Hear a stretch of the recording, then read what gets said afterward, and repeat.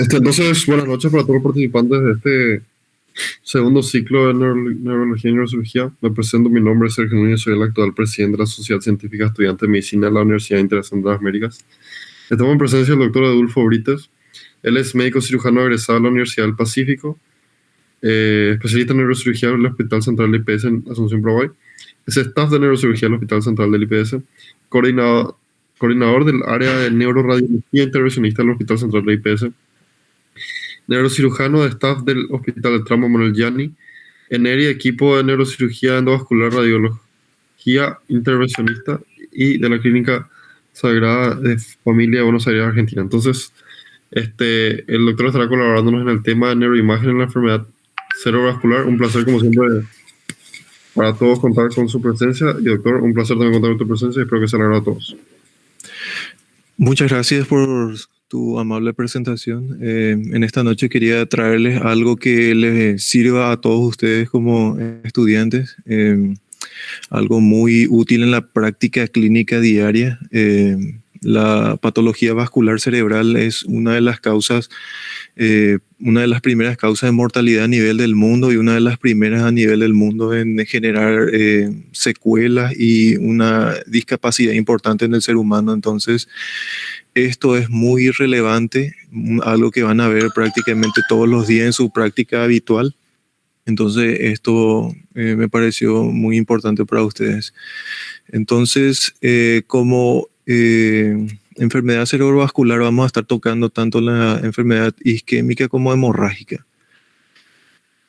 ¿Cuál es el rol de la imagen en la enfermedad cerebrovascular? Primeramente, estamos hablando en las primeras 24 horas. Lo que primero hay que hacer es diferenciar entre un cuadro isquémico versus el hemorrágico. Muchas veces la clínica sola no es suficiente para diferenciar estos casos. Si bien hay algunos hitos clínicos que ayudan a diferenciar esto, siempre la imagen es fundamental. Ayuda a excluir algunos imitadores de accidentes cerebrovasculares como son los tumores también, a evaluar el estado de los grandes vasos. Uno, al tener ya la enfermedad clasificada como de tipo isquémico o hemorrágico, también tiene que saber cuál es la arteria diana del tratamiento necesario. Es importante también para discriminar el volumen de tejido que se puede salvar. Ustedes saben también que el tiempo es neurona, entonces, como estamos hablando de que en las primeras 24 horas es fundamental la imagen para poder saber qué pacientes se pueden beneficiar de ciertos tratamientos.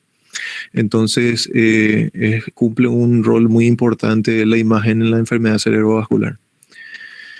Lo primero, lo más difundido en todos los medios es la tomografía simple, ¿verdad? La tomografía simple tiene sus ventajas en frente a la resonancia magnética porque es un estudio que es más rápido, no toma ni 10 minutos practicarle un estudio de tomografía simple a un paciente. Tiene pocas contraindicaciones a diferencia de la resonancia magnética. La tomografía simple, al ser un estudio corto, te permite practicarle estudios a pacientes que están inestables. Entonces uno le somete a este estudio y puede trasladarlo rápidamente otra vez a su lugar de internación. Te ayuda a discriminar las hemorragias. La tomografía simple es el estudio más sensible a la hora de mostrarte si existe algún tipo de hemorragia dentro del sistema nervioso central. Tiene algunas, vamos a decir, implicancias también dentro de lo que es la patología isquémica, algunos signos característicos que después vamos a ver, como el signo del vaso hiperdenso, y también tiene un score que ayuda a diferenciar qué pacientes, en el caso de los eventos isquémicos, se pueden beneficiar de terapéuticas, tanto de trombectomía mecánica como de trombectomía o trombolisis, que es la escala de Aspet. También a este estudio se le puede agregar contraste para poder ver el estado de los grandes vasos. Si un paciente tiene, por ejemplo, una hemorragia subaracnoidea o un evento isquémico de gran vaso, uno puede saber cuál es el vaso enfermo para poder actuar en base a ello.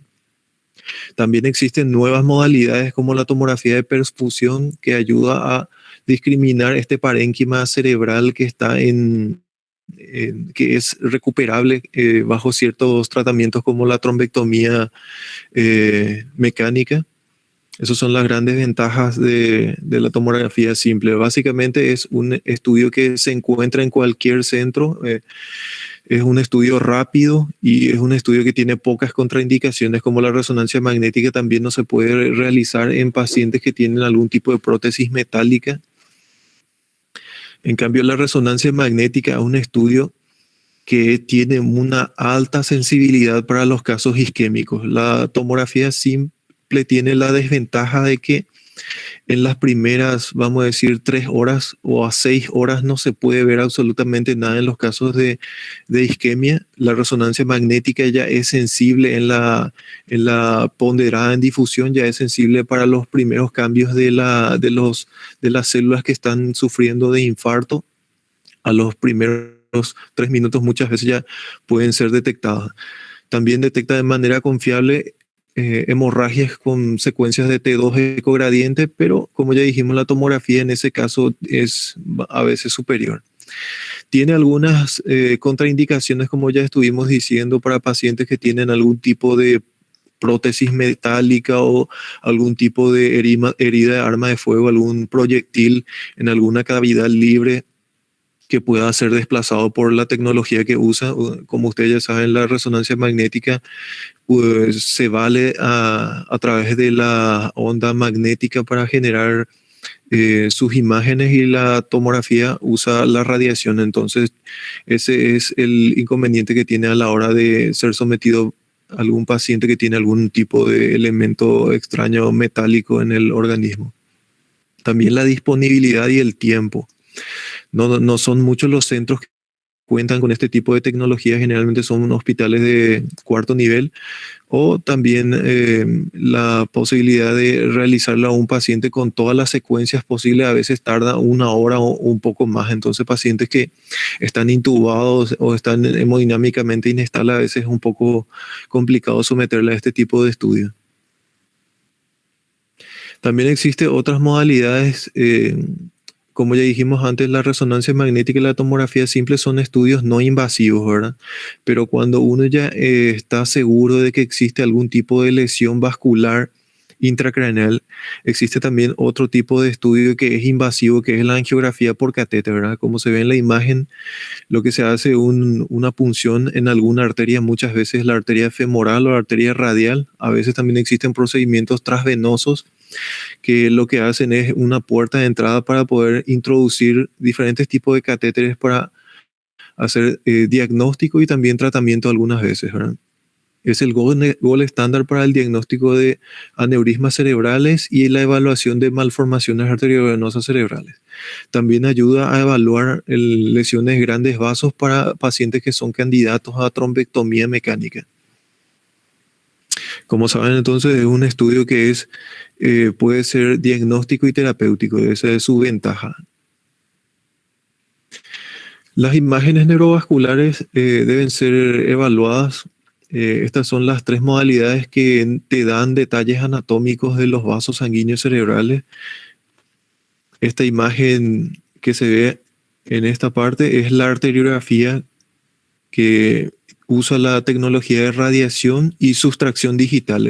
Como ya dijimos, un estudio invasivo que lo que hace es desplazar un catéter intravascular y seleccionar el vaso que uno quiere estudiar y inyectar contraste. Como acá se puede observar una imagen, una vista lateral de una inyección de la arteria carótida interna, y se ve vamos a decirlo, diferentes segmentos de esta arteria y su anatomía. Uno puede discriminar así lesiones de tipo arteriales.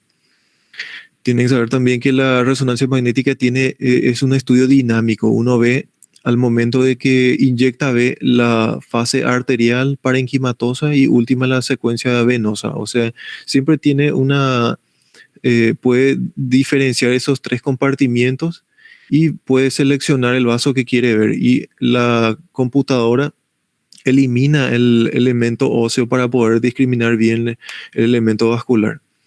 La imagen del medio es la angiotomografía. Esa tomografía simple se le agregó contraste y se hizo una secuencia, en este caso una secuencia tridimensional en donde se ven detalles anatómicos, como acá se ve un aneurisma cerebral. La ventaja de este estudio, que es un estudio no invasivo, pero tiene, vamos a decir, menor sensibilidad y especificidad a la hora de diagnosticar lesiones vasculares que están cerca de la base del cráneo por los artefactos óseos que algunas veces se encuentran en esta ubicación. Y esta imagen, la que se ve aquí, es de una angioresonancia magnética. La resonancia magnética, como ya dijimos, es un estudio que emplea la tecnología del campo magnético y el desplazamiento del agua para generar sus imágenes. Algunas veces puede valerse de imágenes que no necesitan contraste, ¿verdad? Pero si uno quiere mejorar la calidad de este estudio, a veces le agrega un contraste que se llama gadolinio. Entonces, puede tener la ventaja en aquellos pacientes que son alérgicos a diferentes tipos de contrastes intravasculares, porque algunas veces te pueden dar esa modalidad de angioresonancia magnética sin contraste. Entonces, vamos a decir, reconstruye el vaso sanguíneo únicamente por la interpretación de la velocidad de la sangre en los compartimientos vasculares. Es su ventaja con respecto a las otras modalidades.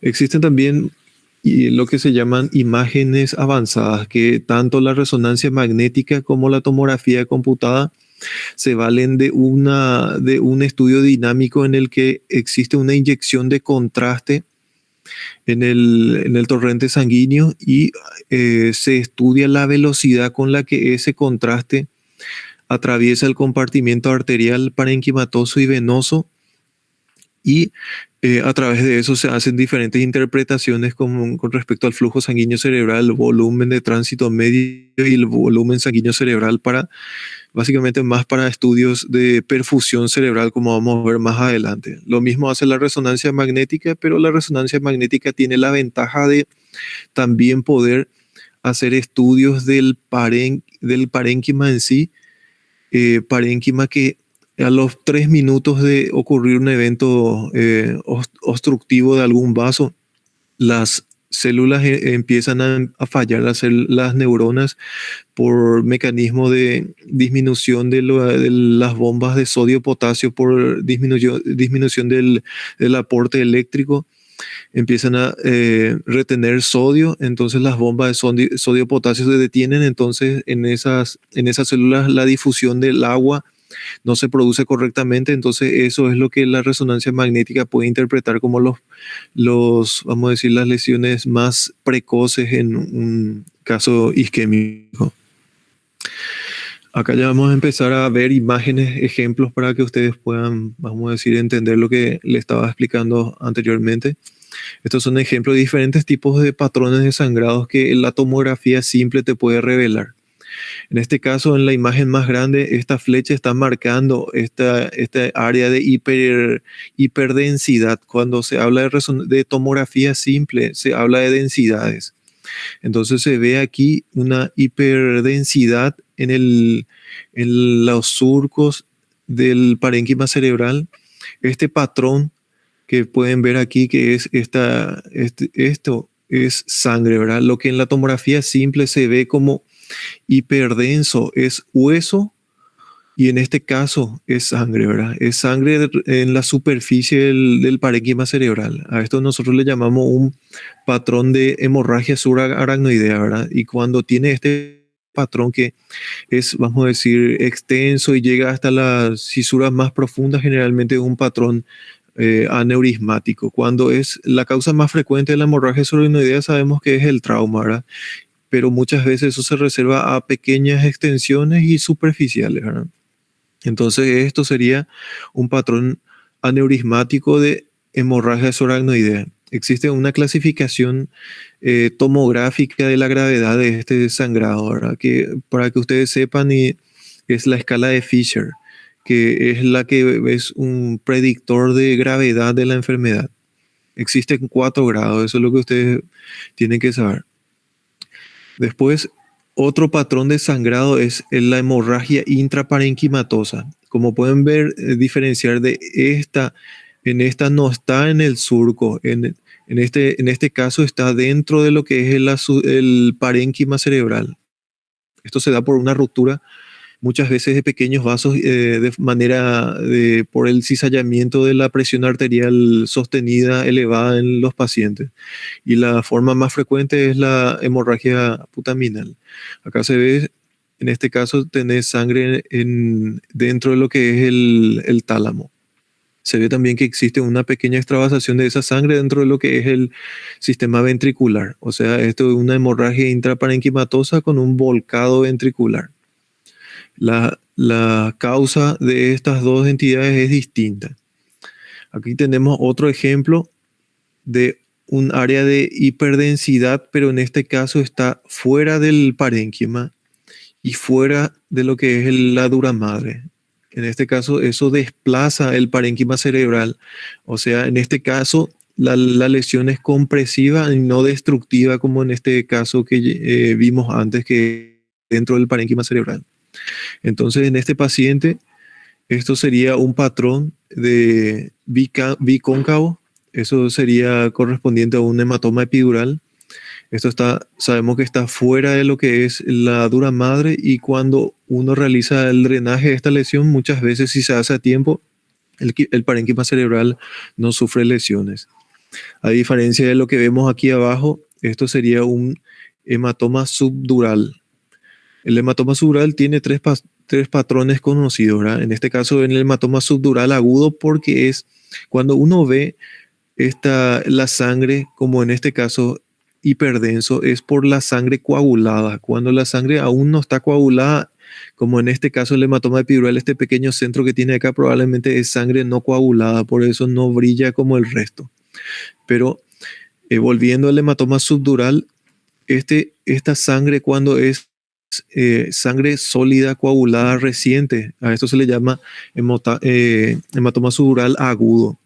Esto a partir de los, vamos a decir, 6 a 7 días, esto empieza a degradarse el coágulo y se forma un líquido producto de la degradación de esta sangre, y esto adquiere una intensidad, una densidad menor que el hematoma subdural agudo. Se vuelve isointenso la misma densidad que el parénquima. Eso, en ese patrón, es un hematoma subdural subagudo, y después el crónico tiene, vamos a decir, una densidad casi similar al líquido cefalorraquídeo, un poco mayor. En este último caso vemos lo que es el patrón de hemorragia intraventricular. Esto ocurre un sangrado dentro del espacio donde corre el líquido cefalorraquídeo, y eso inunda el sistema ventricular y produce lo que se llama una hidrocefalia aguda. Estos son los patrones más frecuentes de sangrado dentro de lo que es el cráneo. O sea, los de ictus hemorrágicos. Bueno, en cuanto al ACV isquémico, las imágenes tomográficas que podemos encontrar, un signo característico que hablamos anteriormente es el signo del vaso hiperdenso. Básicamente consiste en lo que ya les mencioné anteriormente. Todo lo que sea sangre nueva y coagulada se ve hiperdenso en la tomografía. Entonces, en este paciente hubo un coágulo que pudo haber nacido de una trombosis in situ o una embolia, tal vez de la arteria o del corazón, que se obstruyó en esta ubicación, que probablemente es la arteria cerebral media. Entonces uno ve hiperdensidad en ese territorio. Aún no se ven cambios a nivel del parénquima, porque esto es un cambio muy precoz, tal vez menos de 6 horas. Entonces empieza a ver lo primero que ve es esta densidad del vaso, ¿verdad? Se empieza a ver algunos pequeños cambios, borramientos a nivel de la transición de sustancia gris y blanca, pero lo más llamativo en esta situación es esto, ¿verdad? Esto no es un predictor vamos a decir, de evolución ni de gravedad, pero sí es, vamos a decir, algo característico a nivel imagenológico.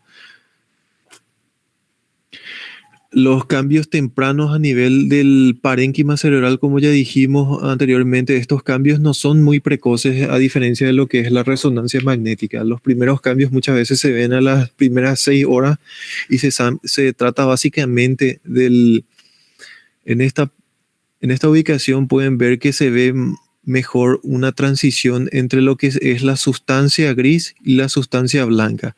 En esta imagen donde marca la flecha roja se puede ver que hay un borramiento de lo que se ve el ribete insular.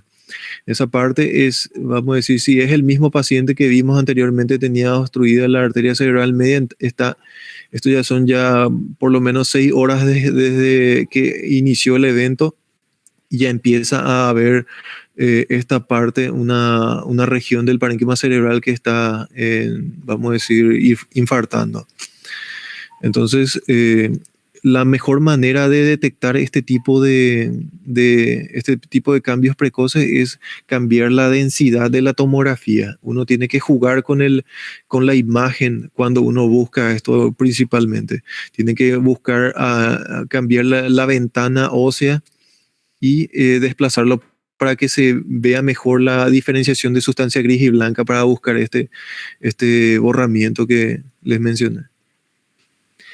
Otro tipo de evento vascular de tipo es mixto, ¿verdad? Es tanto hemorrágico como isquémico, es la trombosis venosa. Y lo que puede verse a nivel tomográfico inicialmente es una hiperdensidad a nivel de las venas principales, los senos durales. A veces vamos a decir, es difícil de ver cuando no se tiene mucha experiencia en eso, ¿verdad? Entonces, como se ve aquí en la flecha blanca, marca esto que sería lo que corresponde cerca de lo que es la tórcula, sería el seno sagital superior, y aquí un poco de lo que es el seno recto. Esta vena hay un coágulo nuevo dentro de este vaso, está trombosando, pero aún no hay cambios a nivel de parénquima. Los cambios un poco más tardíos serían esto. Esto se ve edema, esta hipodensidad alrededor de esta hiperdensidad que se corresponde a un sangrado dentro del parénquima, es lo que se da por la obstrucción del drenaje venoso a nivel del parénquima cerebral, lo que es consecuencia de las trombosis venosas. Generalmente existen territorios vasculares venosos que se corresponden con este tipo de sangrados. Cuando tenés una obstrucción a nivel de este seno sagital superior, uno generalmente tiene que esperar sangrados a nivel del occipital. Es lo más característico. Como se ve aquí, en este estudio se le agregó contraste a la tomografía y se ven los vasos sanguíneos. En este caso, este es el seno transverso del lado derecho y este es el seno transverso del lado izquierdo. Como marca aquí en esta flecha, lo que se ve acá en negro es la parte donde no hay contraste dentro de esta vena, y el costado sí hay un poco de contraste que está pasando, o sea, te marca, vamos a decir, el defecto de relleno que produce el coágulo dentro de la vena. Eso se le llama signo de Riel. Otro aspecto importante a nivel de lo que es tomografía simple es en los casos de ictus isquémicos en las primeras 6 horas. Es muy importante la tomografía simple porque podemos hacer este tipo de puntuación tomográfica temprana, ¿verdad? ¿Esto para qué sirve? Para poder clasificar a los pacientes en un aspecto menor a 7 y mayor a 7. Porque eso te va a dar, vamos a decir, la pauta de qué pacientes se pueden beneficiar de un tratamiento de trombectomía mecánica. Si los pacientes tienen una puntuación de aspecto menor a 7, generalmente no se recomienda porque existe mucho riesgo de producir sangrados del parénquima cerebral después de repermeabilizar. ¿Por qué pasa eso? Porque en los pacientes que tienen la escala de Aspect es del 1 al 10. Entonces, uno cuando hace estos dos cortes va disminuyendo un punto a esta escala hasta llegar, vamos a decir, a 0, ¿verdad? Entonces, si yo viera un borramiento o esos cambios tempranos que dijimos en este territorio, es un punto menos. Si veo en este territorio, otro punto menos. Si veo en este territorio en otro punto menos. Así hasta juntar menos o más 7 puntos. Si es menor a 7 puntos, quiere decir que ya es mayor al 70% del territorio de la arteria cerebral media. Entonces quiere decir que el territorio infartado es muy grande. Entonces al realizando la trombectomía mecánica, uno tiene un alto porcentaje de complicaciones por sangrado de reperfusión porque ese parénquima infartado ya no es viable y lo único que vas a ocasionar en esa situación es que sangre y complique más la situación. Entonces, en los casos de infarto de la arteria cerebral media es muy importante hacer este tipo de puntuación para ver si corresponde a un territorio mayor del 70% de la arteria cerebral media para ver si es o no candidato a una terapia endovascular para los eventos isquémicos agudos. Esto sería un ejemplo de una angiotomografía. Esta es una angiotomografía de muy buena calidad, ya sea entre comillas, donde se puede ver con gran calidad las diferentes estructuras anatómicas. En este caso, es un paciente que hizo una hemorragia subaracnoidea y se le practicó más invasivo y te da los detalles anatómicos. Y en este caso se pudo ver esto, ¿verdad? Que es un aneurisma cerebral en la arteria cerebral anterior, en el segmento, vamos a decir, pericalloso.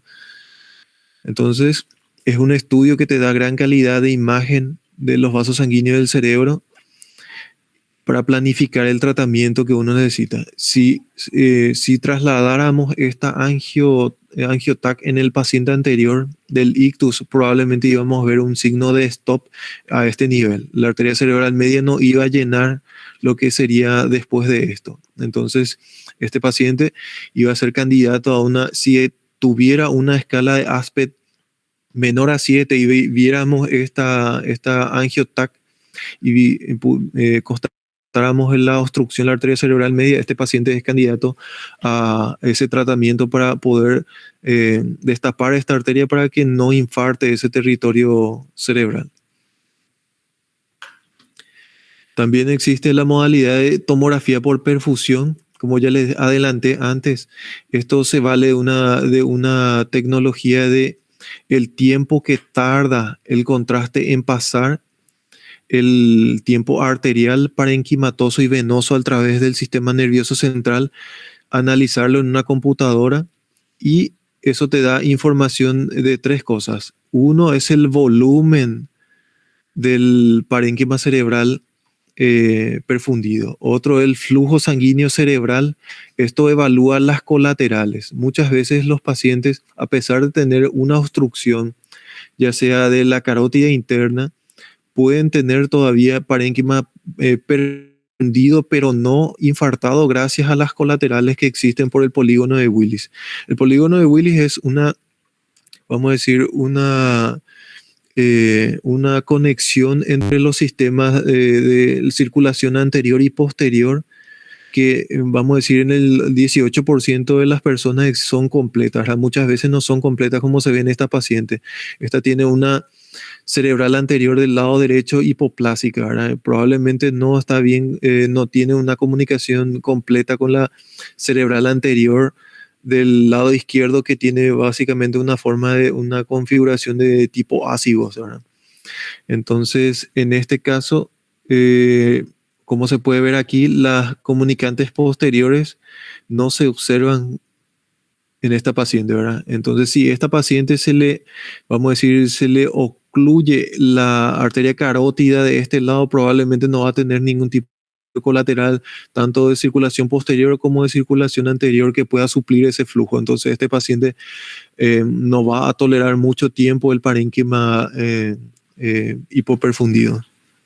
Volviendo entonces a lo que es la perfusión, el flujo sanguíneo cerebral es evalúa las colaterales, y el tiempo de tránsito medio es el cálculo que te da el tiempo que tarda el contraste en pasar entre la arteria, el parénquima y el sistema venoso. Eso tiene que ser menor a a 5 segundos, ¿verdad? Eso cuando está prolongado te da áreas calientes, o sea, áreas que, vamos a decir, tarda en pasar el contraste. En cambio, esto sería otro territorio que no tiene o sea, la velocidad con la que pasa el contraste es alto.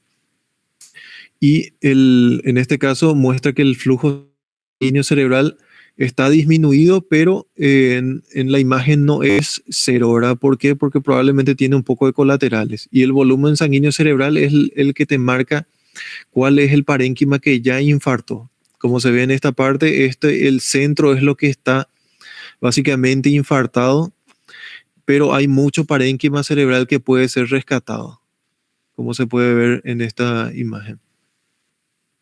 ¿Se entiende entonces, verdad? Lo que ayuda a diferenciar el parénquima que es rescatable del que no es rescatable es básicamente esto. Miren, en un infarto, el tiempo de tránsito medio es tanto como en el área de penumbra. El área de penumbra se llama el área que se puede salvar de neuronas. En esos dos está disminuido porque hay una obstrucción, ¿verdad? Pero el volumen sanguíneo cerebral está normal o un poco disminuido en los casos de penumbra. ¿Por qué? Porque tiene un poco de flujo colateral que está, vamos a decir, irrigando ese parénquima. Las neuronas no están muertas, pero están un poco aturdidas, entonces necesitan que se libere el vaso obstruido pronto antes de que entren en el mecanismo de apoptosis y muerte celular irreversible. En cuanto a la resonancia magnética, tiene diferentes tipos de modalidades de secuencias. Las que más conocemos son estas, ¿verdad?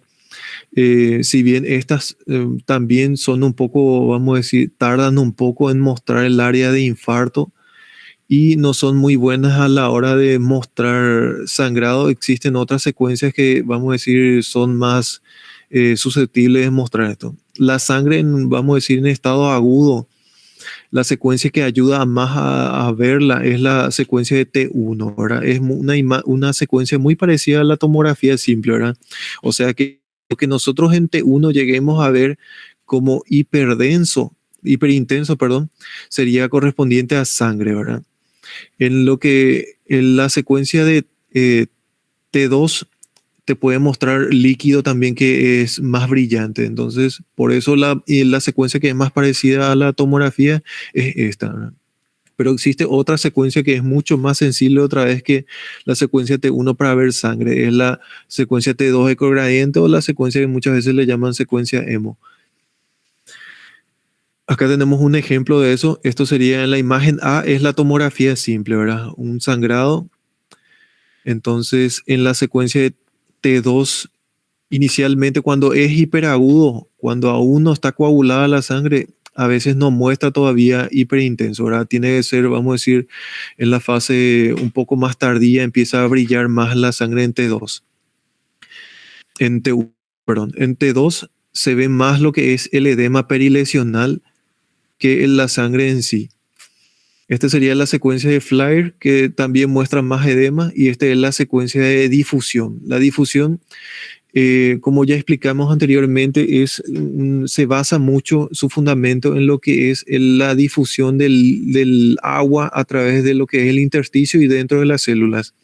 Y se sabe que las células que están dañadas falla el mecanismo de sodio-potasio, entonces el agua tiende más a quedarse en el interior de la célula. O sea, el mecanismo de la célula siempre es, la célula se hincha y muere, ¿verdad? Entonces en ese momento en el que se hincha está reteniendo agua. Entonces eso es lo que ve la secuencia de difusión, que es una de las secuencias más tempranas para mostrar el área de infarto, ¿verdad? En este caso se ve el edema vasogénico que genera alrededor del hematoma. Y en cuanto a la parte isquémica, dijimos ya, esta es la secuencia ponderada en difusión. Vemos que en la difusión se ve cómo empieza a brillar. Recordemos que en la difusión brilla todo lo que es agua que no puede difundir libremente. En este caso, aquí existen células que están muertas y hinchadas. Entonces, en esa parte, las células no permiten la difusión libre del agua, entonces brilla. ¿Y cómo nosotros podemos diferenciar? La secuencia Difusión generalmente es una secuencia ponderada en T1, ¿verdad? Existen también otras secuencias ponderadas en T2 donde brillan también el líquido, ¿verdad? Entonces para eso tiene que acompañarse de una mapa de ADC, que es el que te muestra si eso no es agua, porque también te puede confundir. Existen a veces casos de infartos antiguos en donde el parénquima que infartó ya es degradado, reabsorbido, entonces se queda líquido en lugar de eso. Entonces, para que uno pueda diferenciar entre un infarto reciente versus un infarto antiguo, tiene que acompañar esta imagen de difusión con un mapa de ADC. Si en el mapa de ADC muestra que esto es negro, se corresponde entonces a una imagen de un infarto precoz. Porque si en el mapa de ADC eso brillara, quiere decir que es solamente el agua que quedó dentro de ese territorio. Y si nosotros a esta imagen ponderada en difusión, nosotros ya sabemos ya que hay un infarto agudo acá, pero no sabemos todavía si hay parénquima que se puede salvar. Entonces a eso le agregamos un contraste que también tiene el mismo fundamento del paso del contraste a través de los diferentes compartimientos vasculares y genera esta imagen un poco más grande. Todo este territorio infartado, que según la difusión, esto todavía no está muerto, ¿verdad? Vamos a decir, tiene una pobre circulación tal vez por las colaterales, que nosotros si no hacemos algo para reperfundir ese territorio de parénquima, va finalmente a terminar en lo que acá vemos en la secuencia de difusión, parénquima cerebral dañado de forma irreversible. Nosotros tenemos que hacer que esta secuencia de difusión no se extienda en todo ese territorio, ya sea ofreciéndole a este paciente abrir ese vaso ocluido. Entonces, para comprender, la difusión muestra el cerebro en la lesión más aguda. Esto empieza ya a aparecer a los 3 minutos. Y si le agregamos un contraste, podemos ver cuál es el territorio del parénquima cerebral que se puede salvar, que si nosotros no hacemos nada, eso va a, vamos a decir, infartar todo con el correr del tiempo. Esto es lo que ya le expliqué anteriormente. Para diferenciar, esto es muy importante, para diferenciar un infarto agudo versus un crónico, es importante el mapa de ADC. En este caso tenemos esta es una secuencia ponderada en difusión, como ya estuvimos viendo anteriormente. Esto brilla, entonces a mí me dice que aquí no está corriendo el agua normalmente, o sea, es parte de parénquima que no permite, o hay una restricción de difusión. Eso se puede dar por diferentes causas, inclusive también los abscesos cerebrales dan este tipo de imagen de restricción de difusión, pero la imagen es distinta. Eso tal vez hablemos en otra charla, ¿verdad? Pero vemos acá, este es el parénquima que existe una restricción y nosotros lo que queremos saber es si es un infarto nuevo o es un infarto antiguo. Entonces tenemos que irnos a la secuencia de mapa de ADC. Y en este caso vemos que el mapa de ADC es negro ese territorio. Entonces eso a mí me confirma que es un infarto nuevo. Eso es muy importante a la hora de evaluar pacientes con, vamos a decir, lesiones de múltiples vasos, lacunares antiguos, entonces para que uno pueda detectar cuál es el evento nuevo. Y como última modalidad, vamos a hablar ahora de la angiografía por sustracción digital, que es este procedimiento invasivo que ya estuvimos tocando anteriormente, que en un quirófano especial que se llama sala de hemodinamia.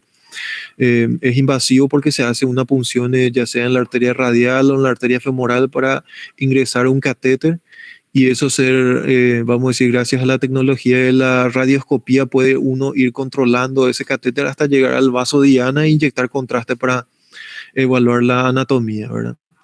Y esto es lo que uno se encuentra al inyectar contraste a nivel de la arteria carótida interna, ¿verdad?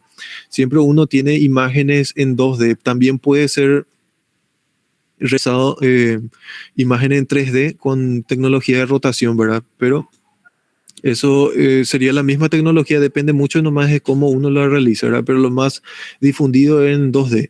Entonces inyecta contraste, esto asciende por lo que sería la arteria carótida interna, esto sería, vamos a decir, el segmento petroso, esto sería el segmento, tienen que saber, la arteria carótida interna tiene diferentes segmentos, ¿verdad? Entonces, esto sería en todos segmentos extradurales, ¿verdad? Entonces, la arteria carótida interna pasa por una gran vena en este segmento cavernoso y se vuelve intradural a este nivel, ¿verdad?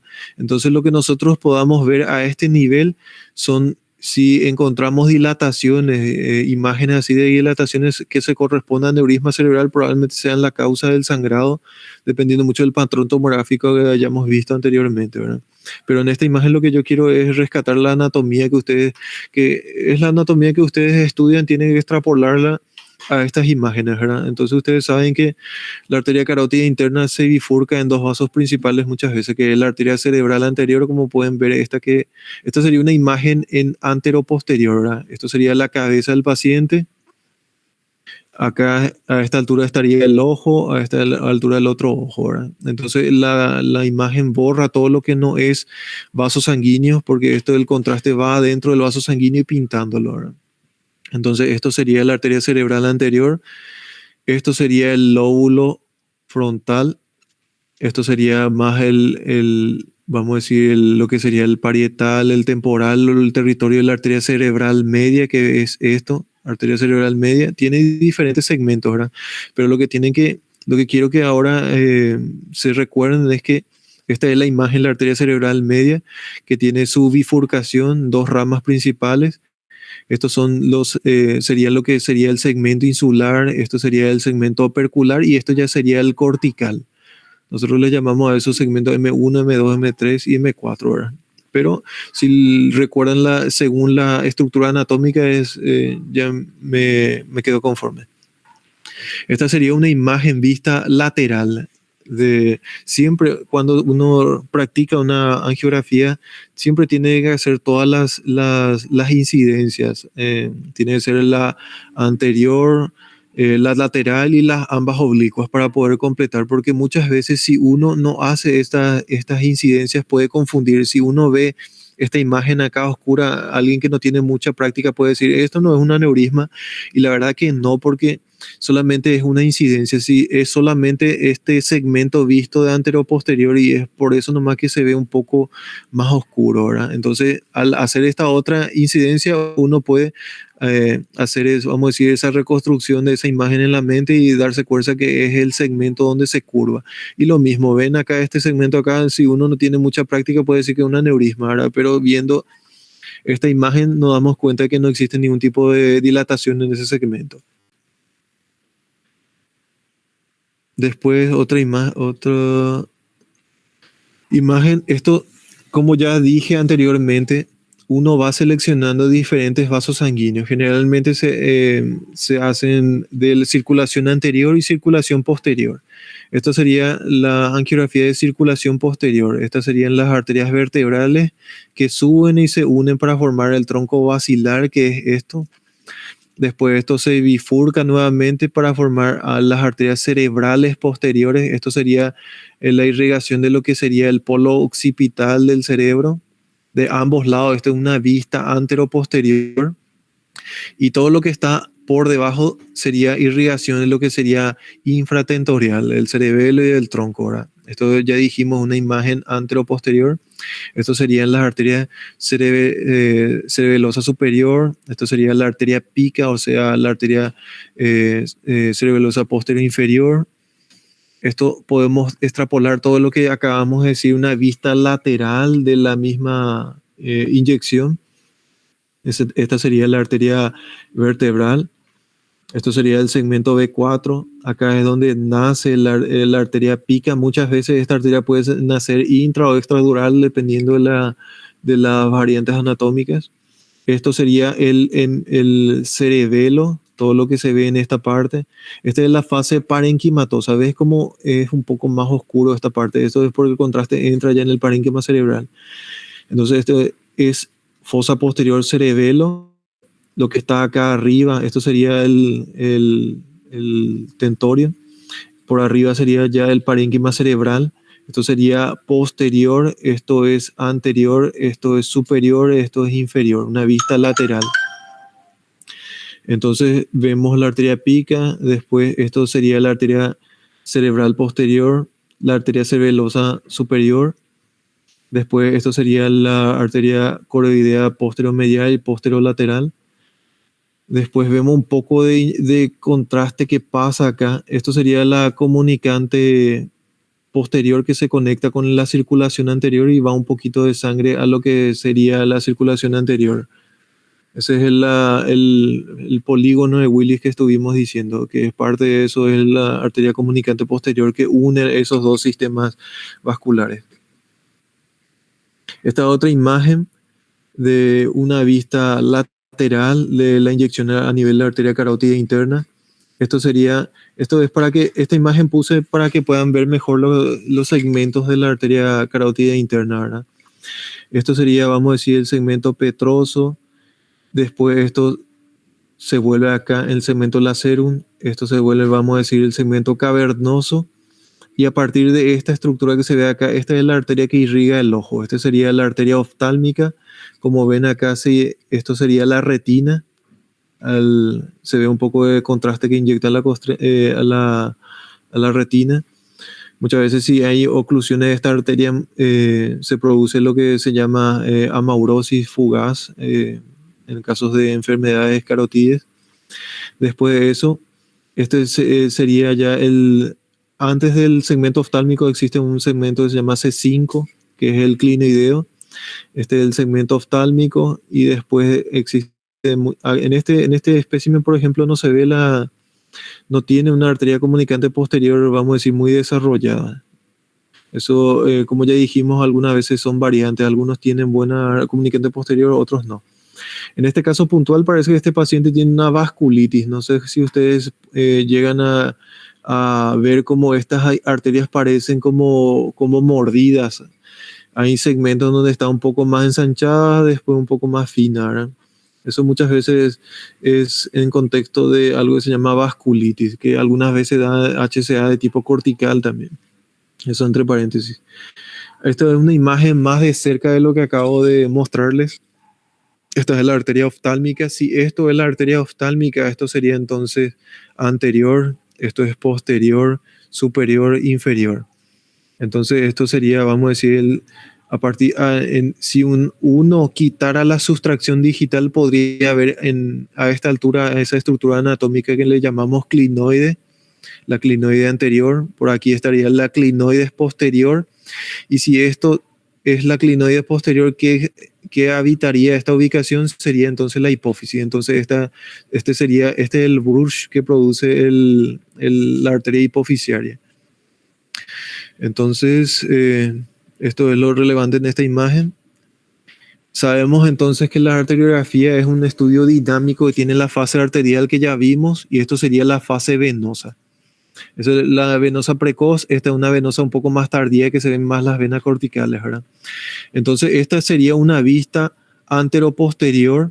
Estos serían el seno sigmoide, esto sería el seno transverso.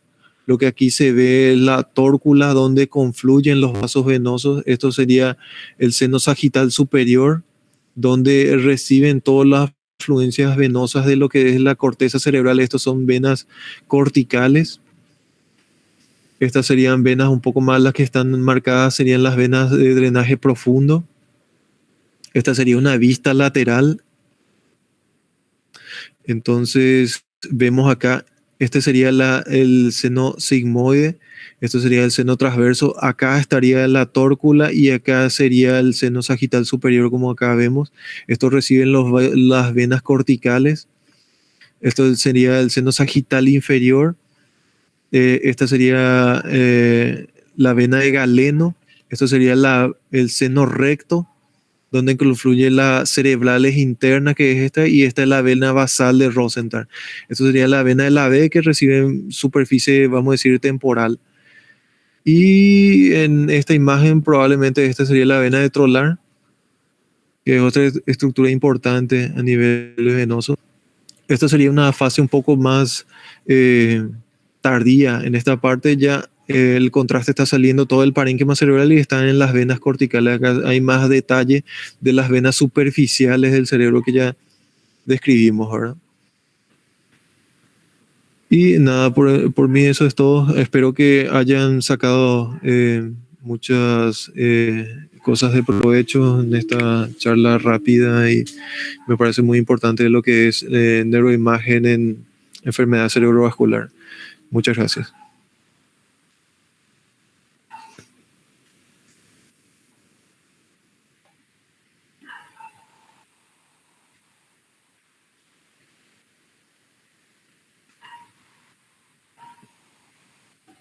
¿Qué tal? ¿Me escuchan?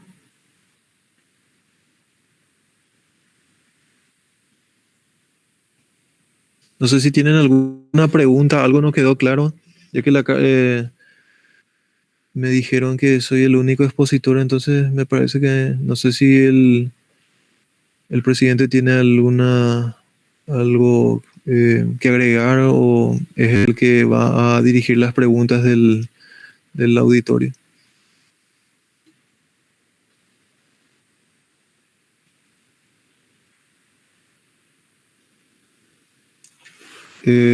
No sé si quieren activar su audio para opinar o depende del que dirige la charla, el moderador.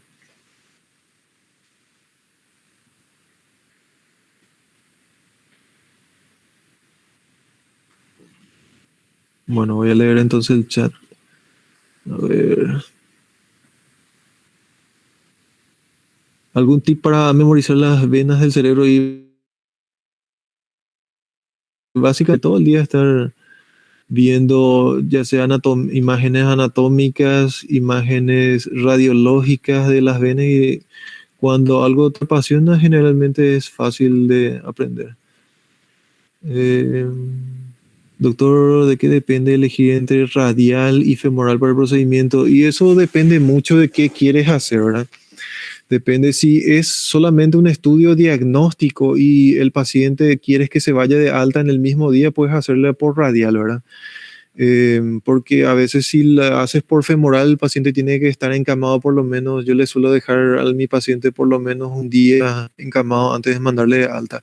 Pero si planeas un tratamiento en un paciente en el que desconoces la anatomía arterial, es mejor, desde mi punto de vista, entrar por femoral porque te da más posibilidades tanto de ir a circulación izquierda, circulación posterior, circulación derecha y diferentes tipos de, vamos a decir, de abordaje. La radial a veces es más, cuando ya conoces la anatomía, es favorable para el tratamiento que quieres hacer o si es para un procedimiento meramente diagnóstico.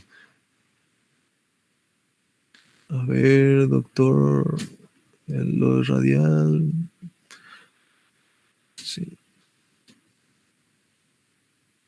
Muchas gracias por las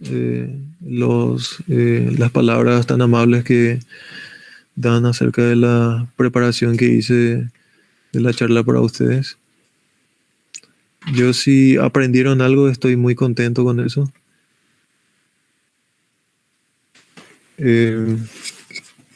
No sé si tienen más preguntas.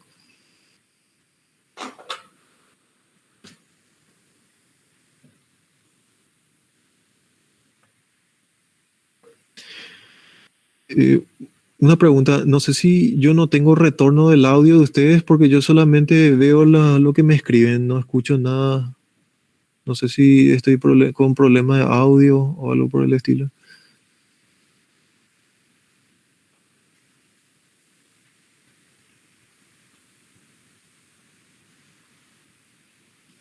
Por mi parte no hay problema si ustedes quieren habilitar el micrófono para hacer sus preguntas y tengan confianza, yo no tengo ningún problema por ese lado.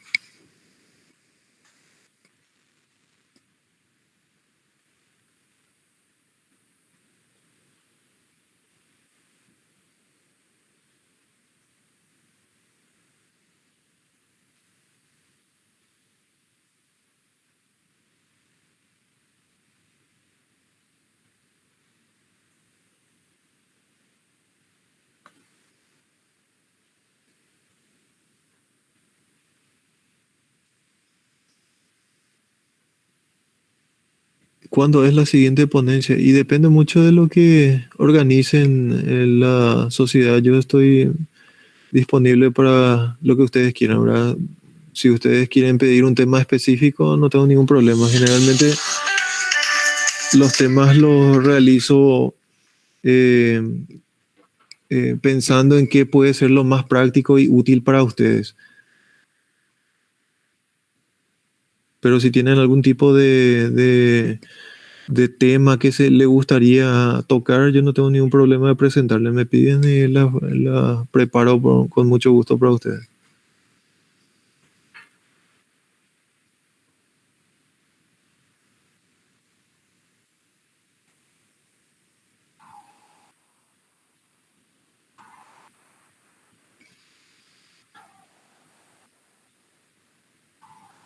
Y bueno, creo que ya no tienen preguntas, ¿verdad? Creo que podemos ir cerrando la charla de hoy.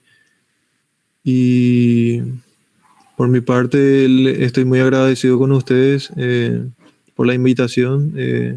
Espero que podamos seguir haciendo este tipo de charlas que a mí me gusta darlas. Y eh, ya como ya les dije, si a ustedes les gusta un tema específico de lo que es la parte de neuro, yo puedo prepararla para tocar, no hay ningún problema.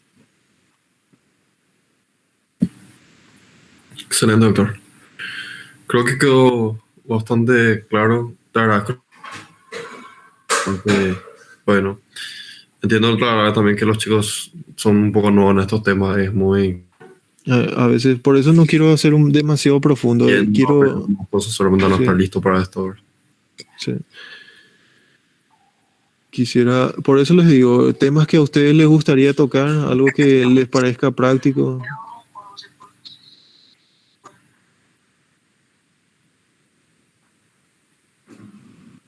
Y bueno. Perfecto. Entonces, vamos a cerrar. Te agradezco, doctor, y quedamos en la próxima ocasión. Muchísimas gracias a todos. Nos vemos. Chau, chau.